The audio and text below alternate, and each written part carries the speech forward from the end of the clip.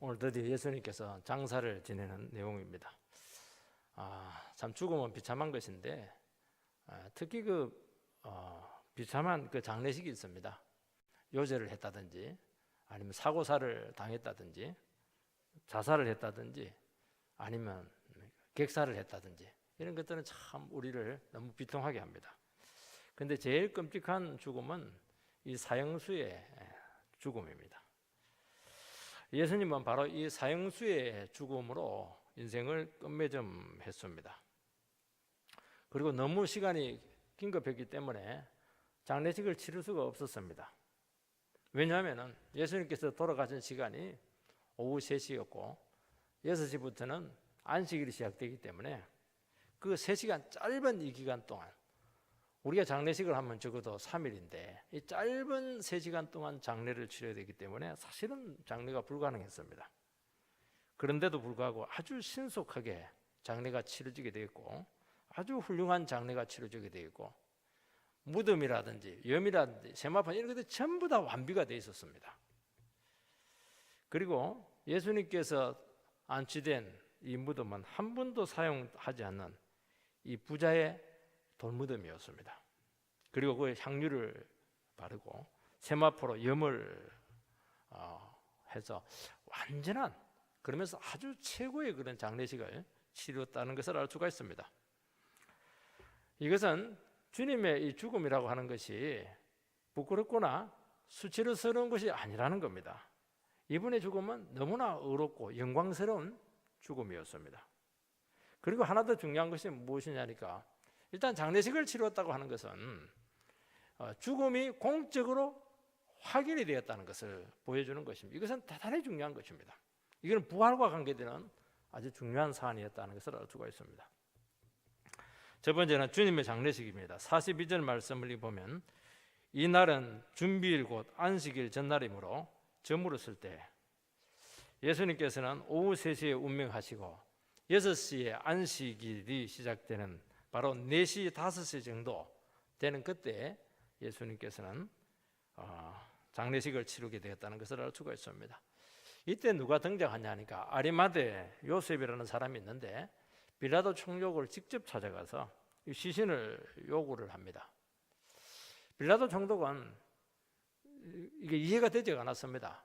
십자가형을 당한 사람은 적어도 2, 3일 동안 피를 흘리면서 죽게 되는데 예수님께서는 오전 9시에 달려서 오후 3시에 돌아가셨으니까 딱 6시간 만에 운명을 달리하신 것입니다.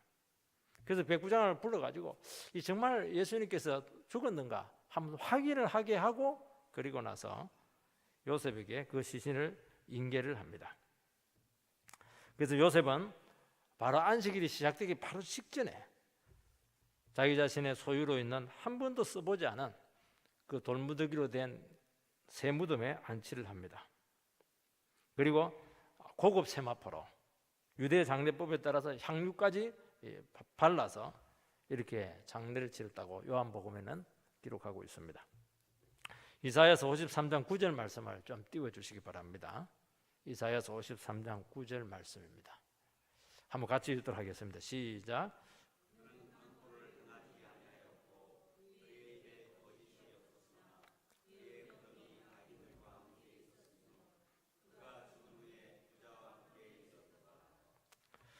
예수의 시신이 부자의 묘실에 안장되리라 하신 이 예언의 말씀이 사실은 예수님을 통해서 지금 성취가 되는 것을 알 수가 있습니다. 원래 사형수의 이 시신은 로마의 소유입니다. 그리고 장례를 치러주지 않습니다. 그냥 나무에 달려있는 겁니다. 이스라엘 사람들은 나무에 달려있는 자는 다 저주받은 사람이다 그렇게 하는 겁니다. 왜냐하면 나무에 달려있으면 독수리와 새가 와가지고 그 시신을 뜯어먹습니다. 이건 언약적인 저주를 받았다는 것을 말씀하고 있는 것입니다. 제일 잘된 것이 뭐냐? 혹시 유족들이 오게 된다면 공동모에 갖다가 그냥 버리는 것이 제일 잘해주는 것입니다. 예수님은 우리가 받아야 될 저주를 대신 받으심으로 우리에게 임할 모든 저주를 물러가게 했다는 것을 말씀하고 있는 것입니다. 이 장례가 중요한 것은 예수님의 이 죽음이 결코 부끄러운 죽음이 아니라는 것입니다. 정말 이분의 죽음은 기억할 만한 어려운 사건이었다는 것입니다. 그래서 대단히 장례가 귀하게 취급되고 있고 이 부분에 대해서 아주 상세하게 사복음 속에서 다 기록을 하고 있는 것을 알 수가 있습니다. 여러분, 주님은 죽음 중에서도 가장 비참한 사형수의 죽음이었습니다. 싸늘한 시신으로 그분께서는 장사가 되셨던 것입니다. 이 말은 무엇을 얘기하냐니까, 주님의 죽음이 가져주는 그 모든 슬픔들, 고통들, 두려움들, 패배들, 절망들, 이거 모든 것을 예수님께서는 다 짊어지시고 가셨다는 것을 말씀하고 있는 것입니다. 그래서 우리의 죄 때문에 오게 된 형벌로 온 그 죽음을 예수님께서는 대신 지심으로써 실제로 예수님께서는 그 짐을 지시고 죽으셨다는 것을 말씀하는 것입니다. 그리고 주님께서 이 장례식을 치렀다고 하는 것은 이제 사망이 공식적으로 확인이 된 겁니다. 마치 우리가 사망 신고를 한 것과 똑같은 것입니다. 그래서 로마의 군병들이 예수님의 옆구리에다가 막 창을 찔러서 확인을 했습니다. 그리고 주님의 죽음이 확실했기 때문에 일반 죄수들은 팔을 꺾고 그 다리를 꺾습니다. 뼈를 꺾습니다. 그런데 예수님께서는 완전히 이미 운명을 했기 때문에 뼈를 꺾지 않았기 때문에 그 시신이 온전히 보존이 될 수가 있었던 것입니다. 이것은 예수님께서는 십자가에서 확실하게 돌아가셨다는 것입니다. 반쯤 죽은 것도 아니고 기절했다가 살아난 것도 아니고 잠시 실신했다가 숨이 멎었던 것도 아니었습니다. 확실하게 죽으셨다는 것을 공적으로 보여주는 것입니다. 이것은 구속사적으로 대단히 중요한 의미를 가지고 있습니다. 세 가지 의미를 가지고 있는 겁니다. 하나는 뭐냐니까, 이 예수님의 이 확실한 죽음이 우리에게 왔다고 하는 것은 우리의 모든 죄와 죽음의 문제가 확실하게 처리가 되었다는 겁니다. 도장이 이제 찍힌 겁니다. 대속이 완성이 된 것입니다. 우리의 모든 죄가 용서가 되었고 이제는 예수님께 하나님께 나아갈 수 있는 길이 열리게 되었다는 것을 보여주는 것입니다. 우리가 신앙생활을 이렇게 하다 보면은 이 부분이 혼돈이 될 때가 참 많습니다. 왜냐하면은 우리가 믿음 생활을 하지만은 여전히 우리는 죄를 많이 짓습니다. 그리고 죄가 주는 양심의 고통을 많이 받게 됩니다. 마음속에 죄책감에 많이 시달리게 되는 겁니다. 우리가 이제 하나님 자녀답게 거룩하게 살면은 정말 예수님께서 내 죄를 위해서 죽으신 것이 믿어집니다. 그런데 늘 넘어지고 또 이렇게 좌절하게 되고 죄를 짓게 되고 이렇게 되면은 정말 우리가 하나님의 자녀가 맞는 것에 대해서 굉장히 그 의심을 할 가능성이 참 많고, 또 마귀가 와서 야, 니 그렇게 많은 죄를 짓고 있어도 어떻게 하나님의 자녀라고 할 수 있겠는가? 믿음 생활 뜯어채워 버려라. 이런 식으로 우리를 계속 유혹을 한다는 것을 알 수가 있습니다. 비록 우리는 넘어지고 또 실패를 하고 무너졌을지 모르겠지만은 예수님께서는 내 죄를 위해서 확실하게 죽으셨고 무덤에 장사를 지내게 되었다. 이것은 확실하게 내 죄, 내 감정과 내 상태와 상관없이 나의 영혼의 상태는 안전하다. 나의 죄는 해결이 되었다. 나의 영혼은 주님께 붙들려 있다 하는 것을 믿고 일어설 수 있는 굉장히 중요한 버팀목이 된다는 것을 보여주는 것입니다. 두 번째는 주님의 그런 무덤이 보여주는 것은 무엇이냐면은, 일단 장사를 지내게 되면 싫든지 좋든지 죽음을 인정하고 받아들여야 됩니다. 그래서 장례식을 치르면 제일 슬플 때가 언제냐면까, 그 관을 그냥 땅속에 묻을 때 막 유족들이 막 자지러지는 것을 알 수가 있습니다. 왜냐하면 아직 시신이 눈에 있을 때는 그래도 미련이 있는 것 같아요. 그래서 딱 땅속에 딱 들어가서 흙을 덮은 순간 막 그냥 견디지 못하고 괴로워하는 것을 알 수가 있습니다. 왜냐하면 죽음을 인정하기 싫은 겁니다. 묻어버리면 인정을 하지 않을 수가 없는 겁니다. 사람은 죽으면 끝이라고 생각합니다. 그러나 성경은 그때부터 그 인생이 평가 작업이 시작이 된다는 것입니다. 자살하는 사람이 착각하는 것이 무엇이냐? 죽으면 고통이 끝나고 내 죄에 대한 책임이 다 끝난다고 착각을 하기 때문에 자살하는 겁니다. 아니요, 정말 죽고 나서가 더 중요한 겁니다. 왜냐하니까 죽고 나서 하나님 앞에 서야 되고 하나님 앞에서 우리의 모든 삶에 대한 평가를 받아야 되기 때문에 그것이 더 두려운 것입니다. 장례식을 한 번씩 이렇게 집전을 하다 보면은 고인이 얼마나 왕년에 잘 살았고 화려하게 살았고 잘 나갔는가 하는 것은 전혀 기억이 나지 않습니다. 뭐가 기억에 남냐? 고인이 믿음으로 살았던 것들, 그리고 말씀에 복종하면서 순종했던 그런 사람들, 고난 가운데서도 신앙의 정결을 지키고 끝까지 믿음으로 견뎠던 이런 것들, 그 다른 영혼을 사랑하기 위해서, 하나님을 사랑하기 위해서 그렇게 자기 자신을 희생했던 이 믿음의 자국들, 이런 것들은 그때 선명하게 기억이 납니다. 이 사람이 돈을 얼마나 남겼고 책을 얼마나 많이 썼고 이런 것들은 전혀 그게 중요치가 않습니다.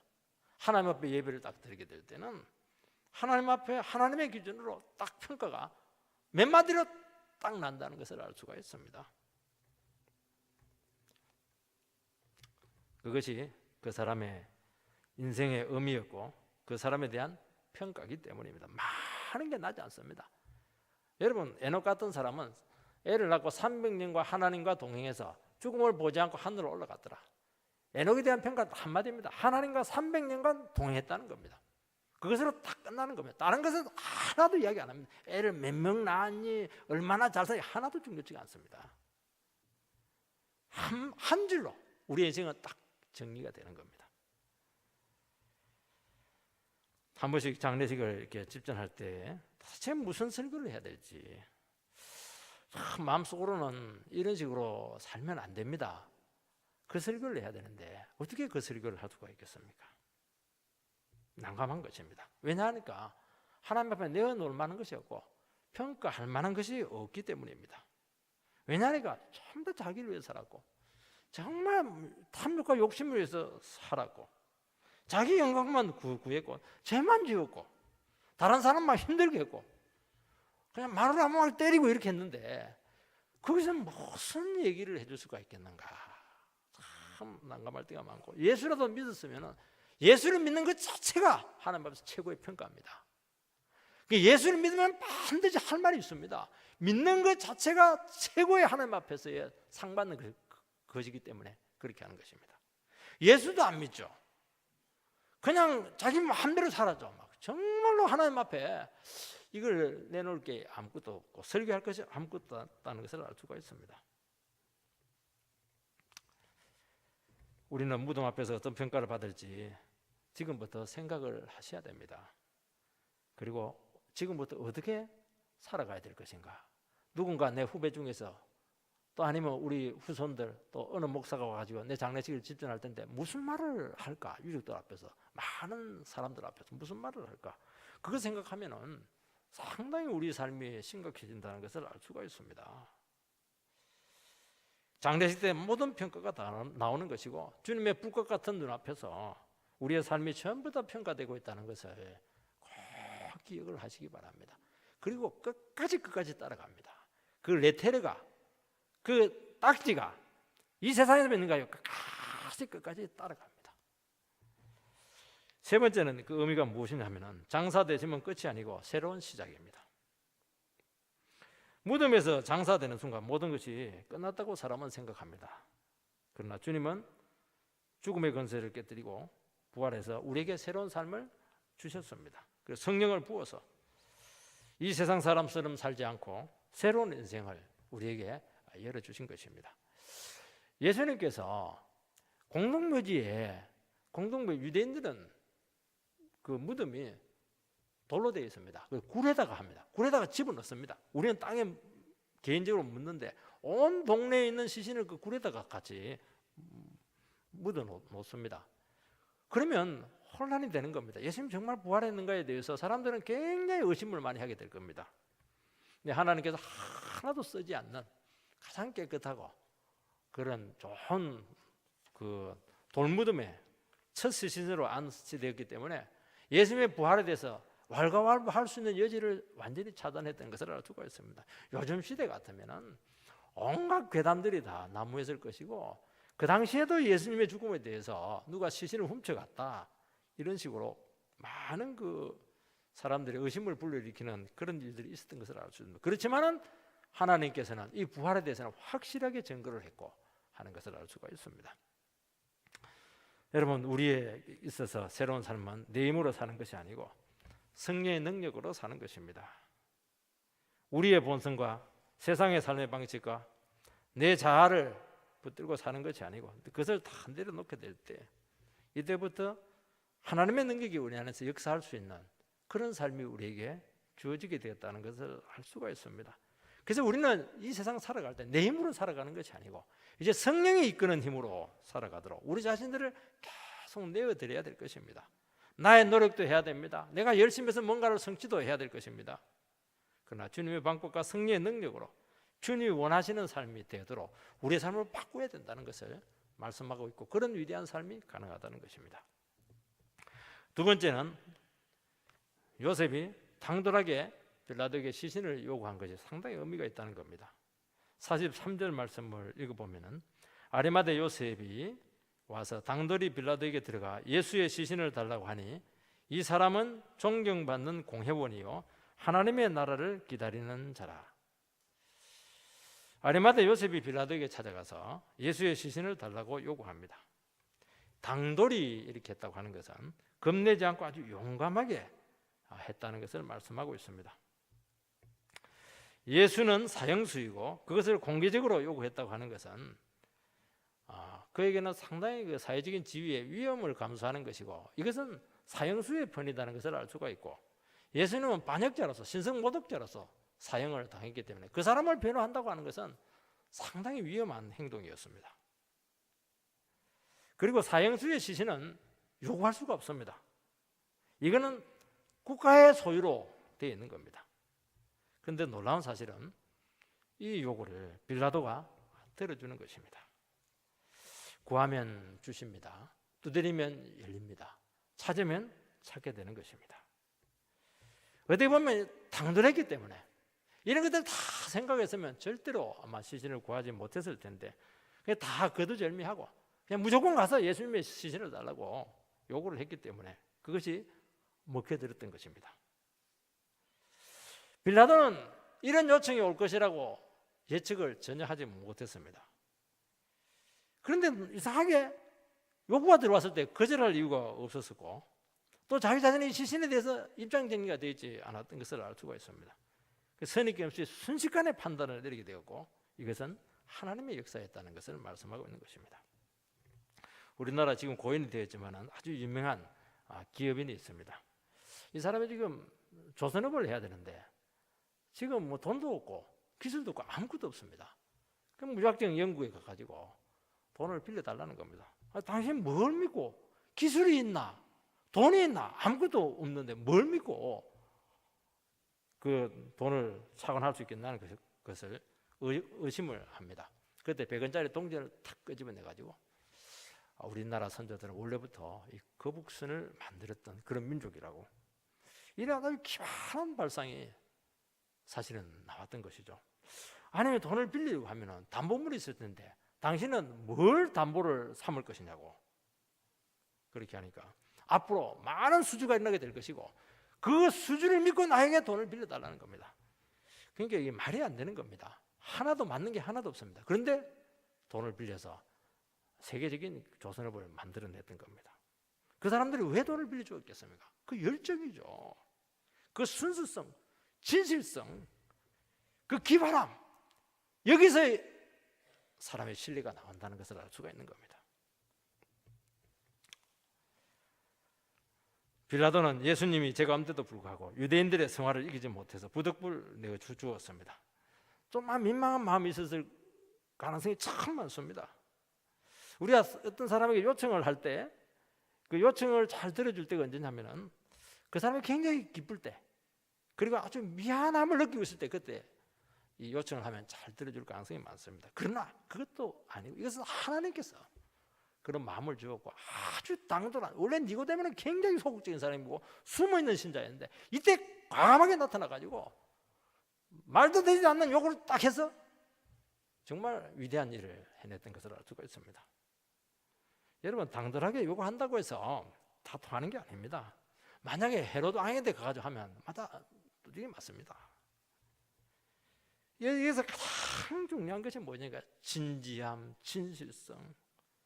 이러면 여러분 진지함과 열정이 있으면요, 그 아주 절박한 그 순간에 아주 기발한 능력이 나타나게 되고 기발한 발상들이 나타나는 겁니다. 이거는 성령님께서 준다는 것을 기억해야 됩니다. 그리고 마음속에 무슨 생각이 드느냐 하면은 내가 이게 정말 중요한 일이고 내 진심으로 진정으로 나가면 들어줄 것 같다 하는 그 판단이 있고 믿음이 생기는 것을 알 수가 있습니다. 그 기도하고 나가면 되는 겁니다. 여러분 아무 것이나 요구한다고 되는 게 아닙니다. 내 개인 영화를 위해서 그거는 되지가 않는 겁니다. 이것은 옳은 일이고 의로운 일이고 하나님이 기뻐하시는 일이고 바른 일이고 다른 사람을 살리는 일이다. 이런 확신이 서게 될 때 이런 역사들이 나타나는 것을 알 수가 있습니다. 그때 요구를 하게 될 때 막무가내식이 아니고 이상하게 힘이 있고 호소력이 있고 가마력이 있고 마음을 움직이는 그런 능력이 성령이 역사를 하는 겁니다.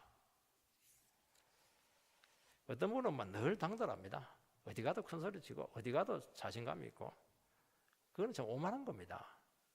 굉장히 이기적인 것이고 늘 그런 사람들은 관계를 굉장히 힘들게 할 가능성이 참 많습니다. 부담을 많이 주는 스타일이라고 할 수가 있는 겁니다. 평소에는 그렇게 진지하고 아주 겸손하고 진실하게 웬간하면 말 안 해요.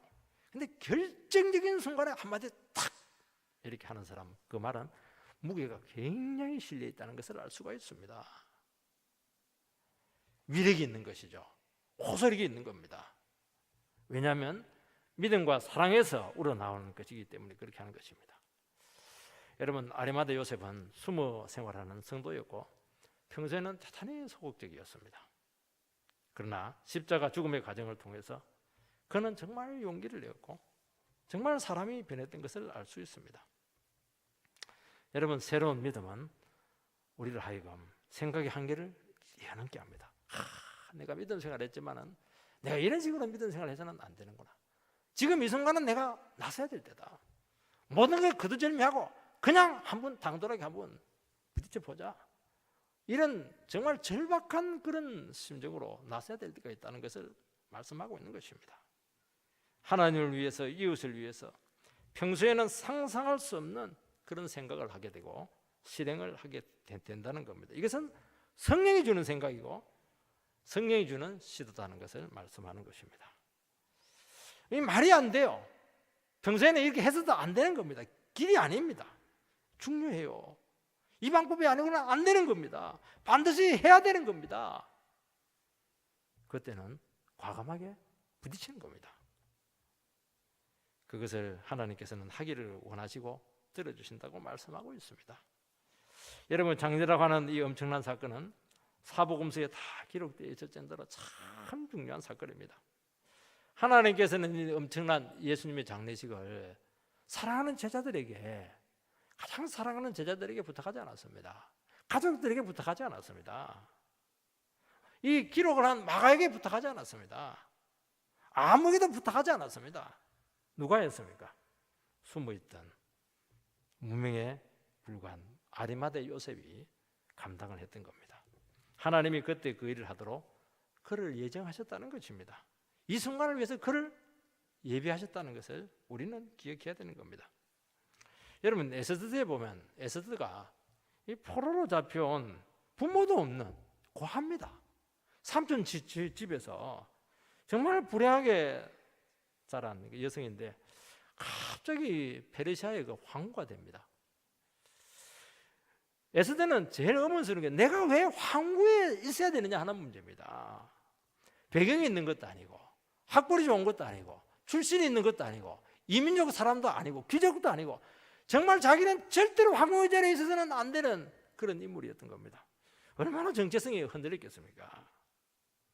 근데 곧 지나지 않아서 하만이 유대인을 몰살한다는 그런 계획을 세우고 삼촌 모르드게가 네가 이때를 위해서 황후가 된 줄 알지 못하느냐? 내가 이때 나서지 않으면 하나님께서는 다른 방법으로 이스라엘을 구원하겠지만 너와 내 후손들은 하나님 앞에 심판을 받고 망하게 될 것이다. 그 얘기를 합니다. 그때 에스더는 압니다. 내가 황후가 된 이유가 바로 이거였구나. 그냥 왕비로서 호요식하고 큰 소리치고 그냥 뭐 잘 살고 부자로 살고 이게 아니었구나 하는 것이 풀리게 됐던 것을 알게 됩니다. 그럼 죽으면 죽으리라 하고 부딪혔던 겁니다. 잘못 들어가면 바로 사형입니다. 그런데도 불구하고 관례를 깨버리고 가가지고 결국에는 이스라엘 민족을 전체를 구원했던 것을 알 수가 있습니다. 하나님은 자기 백성들을 결정적인 순간에 반드시 쓰십니다. 우리는 나를 왜 이 자리에 두었을까? 나를 왜 이 사람과 결혼했을까? 나를 왜 여기서 섬기게 했을까? 참 이해가 안 될 때가 너무 많습니다. 미리 알았으면 내 발로 절대로 이 길을 걸어가지 않았을 것입니다. 왜 이 사람을 만나서 이런 부담을 져야 되는지 정말 도망가고 싶지만 도망갈 수도 없고 꼼짝없이 우리는 붙잡혀 있습니다. 그것은 하나님이 그 영혼을 사랑하고 쓰기 위해서 예비해 두신 것이라는 것을 믿으시기 바랍니다. 내가 아니면 절대로 감당할 수 없는 그 사명이 그 사람에게 있기 때문에 하나님께서는 그 자리에 있게 했던 것입니다. 나만이 할 수 있는 결정적인 주의 일이 있다는 것입니다. 요셉이 왜 부자였습니까? 산헤드린 공회원이라는 고위직에 왜 있었습니까? 왜 미리 돌무덤을 파놨습니까? 돌무덤을 파놨다고 하는 것은 자기가 곧 죽겠다는 것이 예측이 됐기 때문에 돌무덤을 파놓은 겁니다. 근데 돌무덤을 파놓고 나서 보니까 더 건강해지는 겁니다. 더 오래 사는 거예요. 이게 왜 돌무덤을 팠을까? 돈도 많이 드는데 말입니다. 몰랐죠. 여기서 다 풀리는 겁니다. 하나님께서는 이렇게 역사하신다는 것을 믿으시기 바랍니다. 완전하게 준비가 되어 있는데 딱 1시간 만에 장례식을 딱 끝을 내는 겁니다. 하나님이 하시려고 하면 반드시 이렇게 하신다는 것을 믿으시기 바라고, 내가 왜 이 자리에 있었을까? 나는 부담스럽고 힘든데, 도망가고 싶은데. 아니죠. 하나님이 거기 딱 박아놓는 것은 너만이 그 일을 감당할 수 있고, 부자인 네가 그 일을 해야 된다, 국회의원인 네가 그 일을 해야 된다는 것을 말씀하고 있는 것입니다. 평소에는 뭐 비실비실합니다. 이 사람은 그렇지 않은지 아닌지도 잘 모를 때도 많아요. 그러나 하나님께서는 영원히 기억될 일을 우리에게 주실 줄 믿습니다. 마지막으로는 그렇다면 아리마대의 요셉이라고 하는 인물에 대해서 한번 살펴볼 필요가 있습니다. 이 사람은 소심하고 정말 숨어있는 소극적인 신자입니다. 그 당시에 예수를 따른다고 하는 것은 고위직에 있는 사람이 많은 것을 잃을 수가 있습니다. 그래서 숨어있죠. 겁쟁입니다. 또 신약에 이렇게 숨어있는 제자가 한 사람이 있는데 니고데모죠. 그 니고데모는 수식어가 늘 달려 있습니다. 밤에 찾아온 니고데모, 낮에는 못 찾아옵니다. 남 눈 때문에.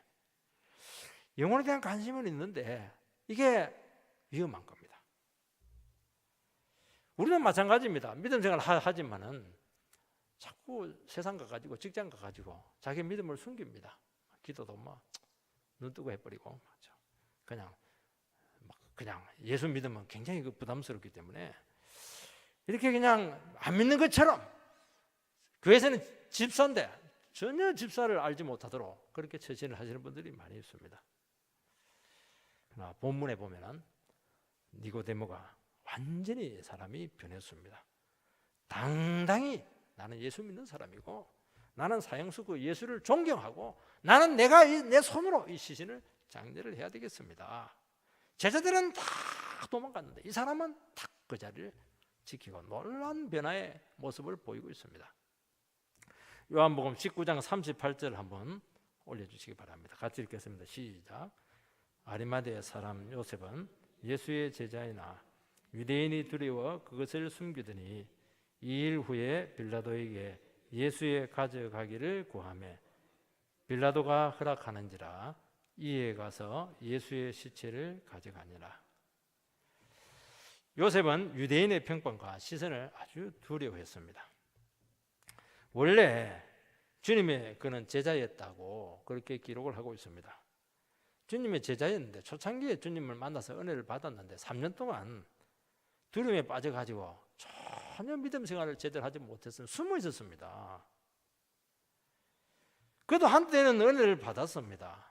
이것을 보면 사람이 변한다고 하는 것이 이게 이게 곧바로 되는 사람도 있겠지만 대부분 그렇게 하지 않고 이 숙성이 좀 돼야 되고 이 발효 기간이 있어야 된다는 것을 우리는 알게 됩니다. 그래서 은혜 받을 때가 있고 변할 때가 다르다는 것입니다. 그래서 우리가 어떤 사람을 두고 막 전도를 열심히 합니다. 얼마나 공을 많이 들이고 전도도 많이 하고 도와주고 기도 많이 해주고 밥도 사주고 헌신적으로 돕습니다. 안 나옵니다. 그 사람이 주님께로 안 나옵니다. 포기합니다. 한 몇 년 지나고 보면 자기 발로 이렇게 와요. 때가 차면 돌아올 줄 믿습니다. 늦게 돌아오는 이 대기만성형, 이 사람이 이제 니고데모입니다. 주님 만나고 긴 기간 동안 이 사람은 신앙을 다 잃어버린 것 같고 그야말로 주님을 피해서 요리조리 도망을 다니는 인생이었습니다. 주님께서는 가만히 두었어요. 훈계하지 않고 책망하지 않고 그대로 두었습니다. 그런데 2일 후에 이 사람이 담대하게 변했던 것입니다. 이 일이 뭡니까? 예수의 십자가 순환이죠. 그는 공회원이기 때문에 예수님 재판들 다 봤습니다. 얼마나 불의한 재판인가 다 알았고 그런 가운데 예수님께 어떻게 반응을 했는가 다 보았고 그는 십자가에서 예수님께 하신 말씀들 그는 다 그냥 목격을 할 수 있었던 것을 알 수 있습니다.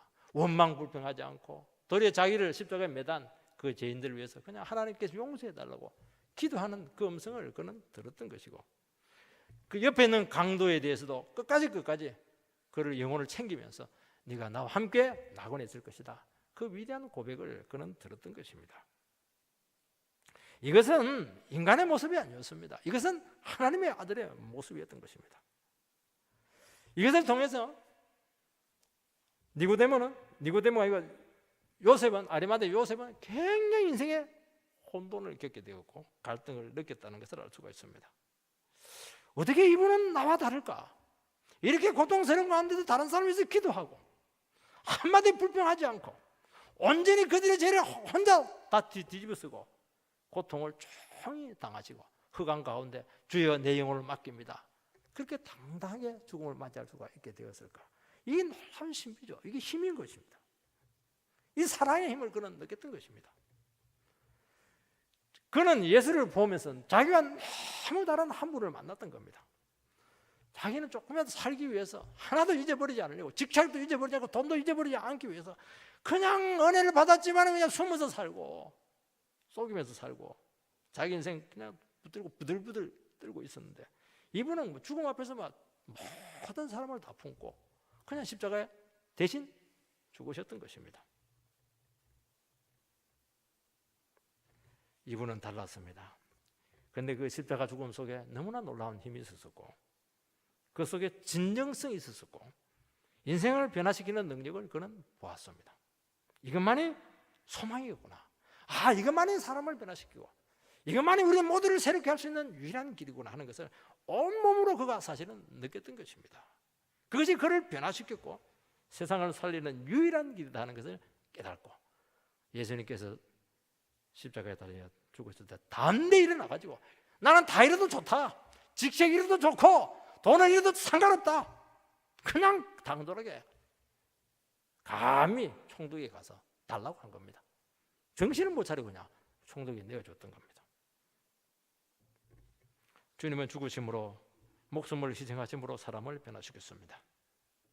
여러분 사람을 잘 관리하고 말로 잘 다그치고 또 주장하고 옳고 그름을 따지는 방식을 주님께서는 하지 않았습니다. 묵묵히 죽으셨습니다. 당신의 몸을 던져서 십자가를 졌습니다. 그것이 모든 문제의 해결이었고 변화를 일으키는 원리였던 것입니다. 지시하고 훈계가 아니었던 겁니다. 늘 얘기하지만 남편은 잔소리로 바뀌지 않습니다. 기도로 바뀔 줄 믿습니다.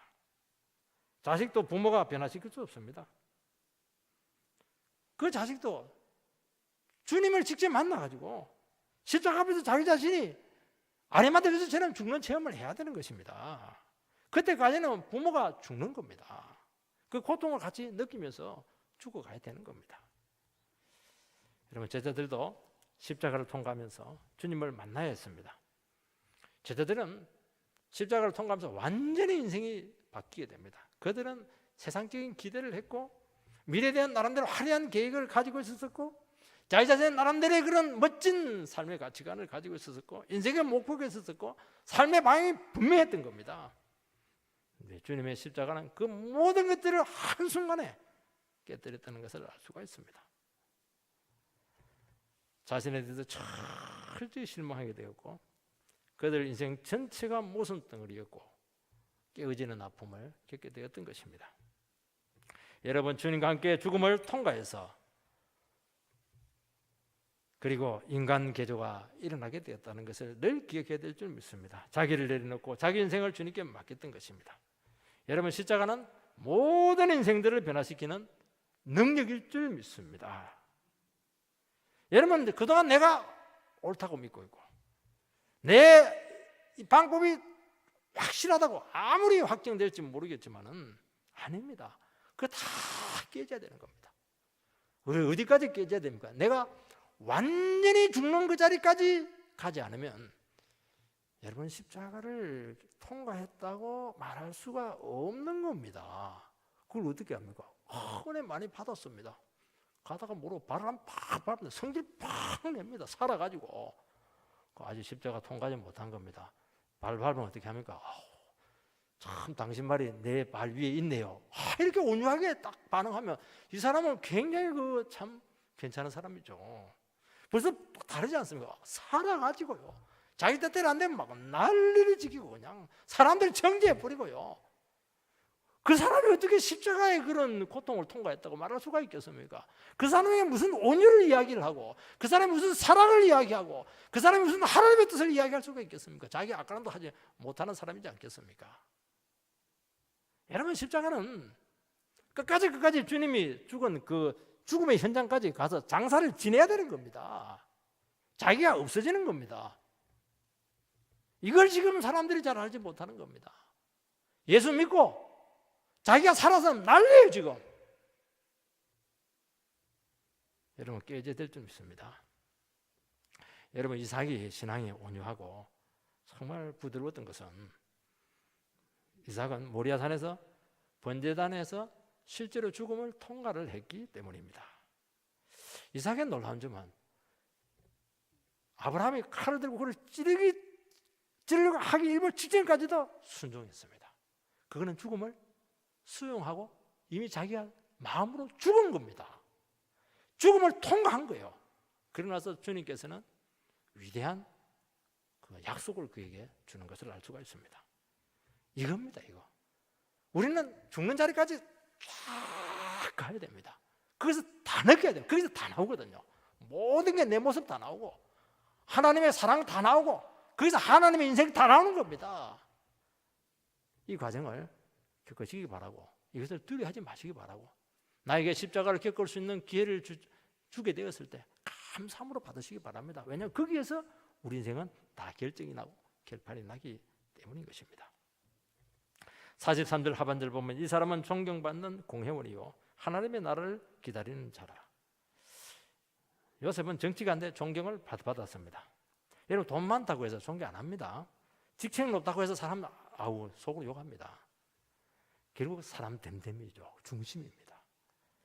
여러분, 정치가는 특히 존경받기가 어렵습니다.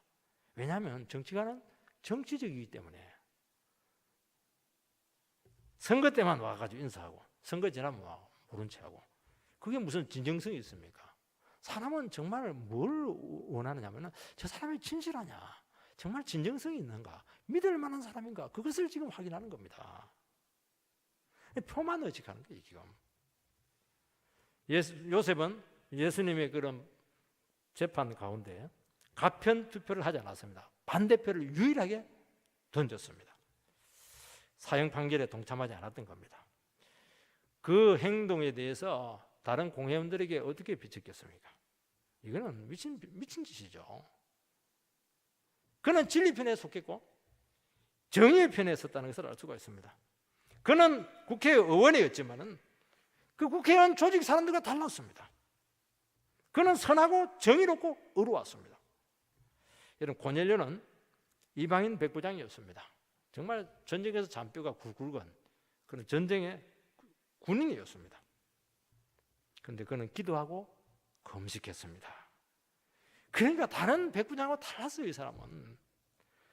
여러분 군인인데 다 기도하고 금식하고 주님 앞에 막 설리고 몸부림치고 달랐다는 거예요. 이게 엘리야는 우리가 성정이 같은 사람이나 기도하는 사람이었다. 기도하니까 하늘의 문이 열리고 닫히는 그런 역사가 나타났다는 겁니다.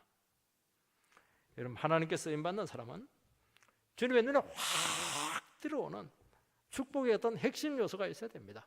저 사람을 보면은 믿는 것도 아니고 안 믿는 것도 아니고 기도하는 것도 아니고 안 하는 것도 아니고 예배 드리는 것도 아니고 안 하는 것도 아니고 그건 아니에요. 그거 축복 못 받습니다. 바나바는 착하고 선했다고 말씀하고 있습니다. 자기 재산을 다 팔아서 그의 재정을 충당했습니다. 여러분 어렵다고 하는 것은 하나님과의 관계가 확실하고 반듯한 겁니다. 영적인 문제에 일차적인 관심을 가지는 것입니다. 왜냐합니까?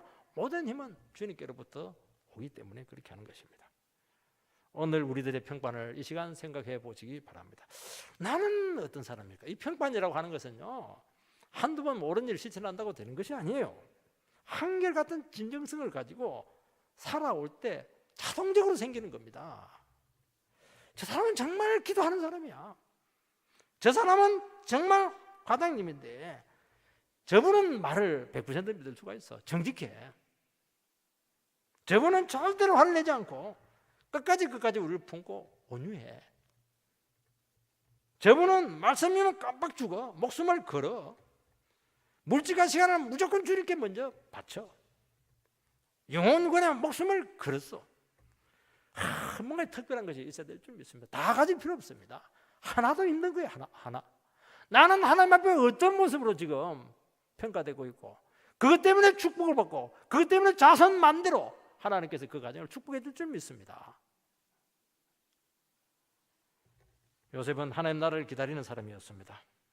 하나님 나라가 임하기를 그렇게 간절히 사모했습니다. 공개적으로 주님을 따르지는 못했지만은 주님의 사역과 가르침을 믿었고 그분에게 소망을 걸었습니다. 특히 불의한 자들에 의해서 예수님께서 처참하게 죽임을 당하는 것을 보고 이런 사람, 이런 의로운 하나님의 아들을 모함해서 죽일 정도라면 이 사회에 소망 없다. 의로운 자가 저렇게 피눈물 흘리는 이 한국 사회라면 이 한국 사회에 소망 없다. 완전히 소망을 버렸던 것입니다. 여러분 천국에 대한 소망을 가지면 이 세상에 대한 소망을 가지지 않습니다. 기대, 선한 거, 의대리 거 절대로 하지 않습니다. 오직 주님께서 불쌍히 여기시고 주님의 구원만 바라보게 되는 것입니다. 하나님 나라는 바로 이런 자들에 의해서 확장될 줄 믿고 세워질 줄 믿습니다. 이런 마지막 47절에 보면 막달라 마리가 나옵니다. 막달라 마리아 귀한 여성이지 않습니까? 7 증인이요. 얼마나 추잡하고 더러운 인생이었겠습니까? 주님 만나고 변화되어서 정결한 신부가 되어서 말씀의 능력 하나님의 은혜를 체험한 후에 정말 목숨 걸고 주님을 사랑했던 여성이었습니다. 부활의 첫 목격자가 되었고 이 여성의 목격에 의해서 가장 위대한 부활의 정인이 생기게 되었던 것을 알 수가 있습니다. 노아는 불신의 시대에 심판을 설교했고 막 방주를 지어서 막 사람들에게 경각심을 주었는데 결국에는 홍수 심판이 왔습니다.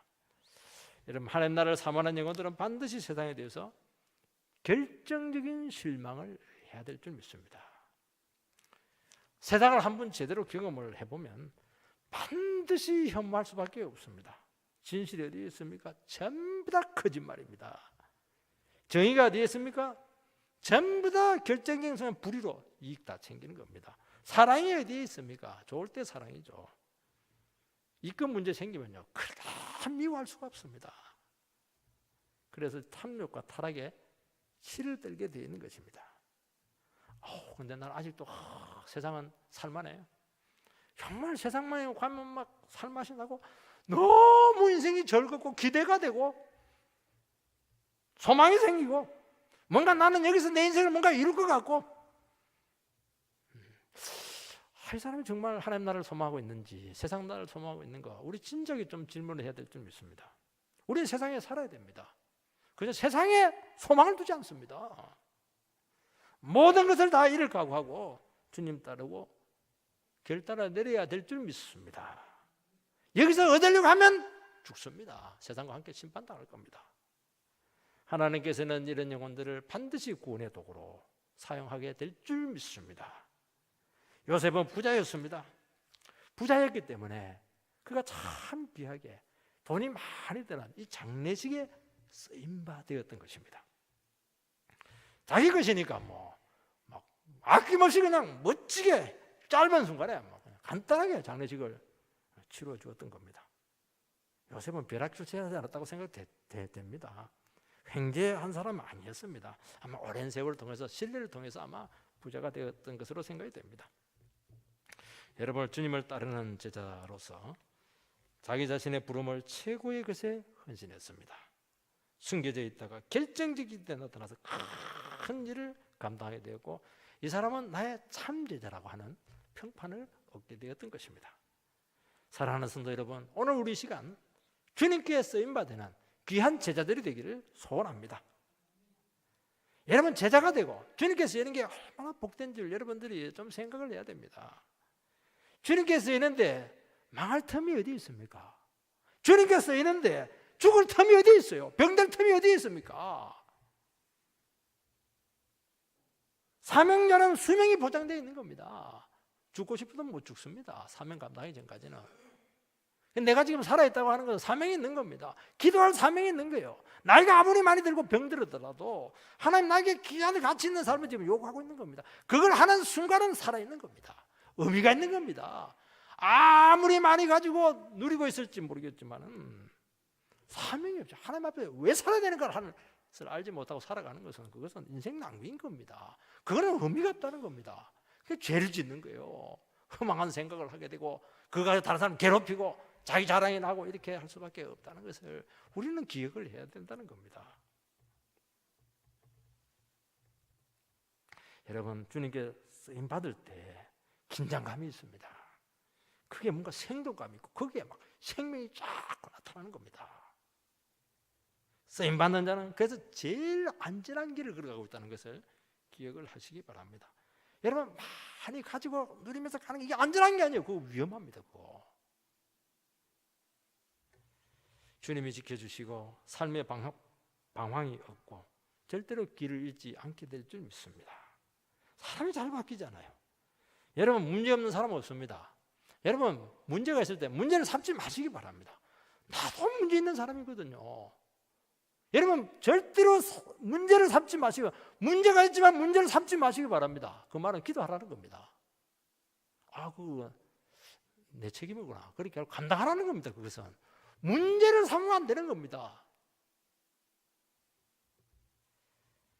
문제를 삼으면 반드시 문제가 되고 시끄러워집니다.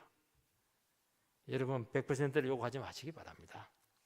70%의 행복론이 있지 않습니까? 70%만 괜찮아도 정말 훌륭한 겁니다. 여러분, 남편 100% 요구하지 마시기 바랍니다. 바꾸려고 하지 마시기 바랍니다.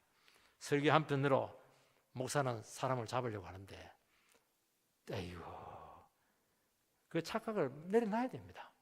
목사 설교를 안 바뀝니다. 주님이 바꾸는 겁니다. 그냥 매달릴 수밖에 없는 겁니다.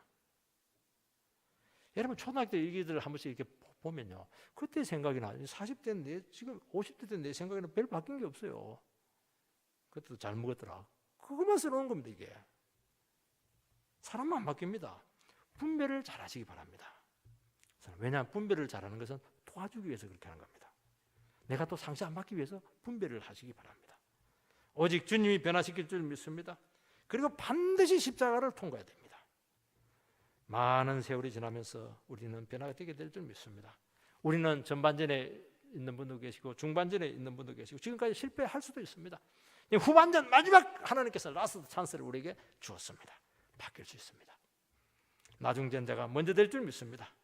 우리가 아리마대 요셉을 통해서 얼마든지 변화될 수 있는 소망을 가지게 되기를 주의 이름으로 축복합니다.